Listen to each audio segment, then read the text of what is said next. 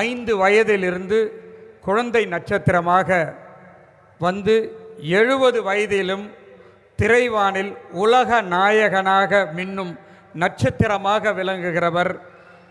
இந்தியாவின் பல மொழிகளில் 230க்கும் மேற்பட்ட படங்கள் நடித்தவர். இன்று அவர் நடிப்பை கைவிடாமல் இறுக பிடித்து கொண்டு வரும் பல புதுமைகளை வித்திட்ட நாயகன். அதனால்தான் அவரை உலக நாயகனாக திரையுலகம் கொண்டாடப்படுகிறது. நடிகர், கதையாசிரியர், இயக்குனர், தயாரிப்பாளர், பாடகர், பாடலாசிரியர் மற்றும் நடன அமைப்பாளர் என அனைத்திலும் தனது திறமையை வெளிப்படுத்தி வருகின்றார்.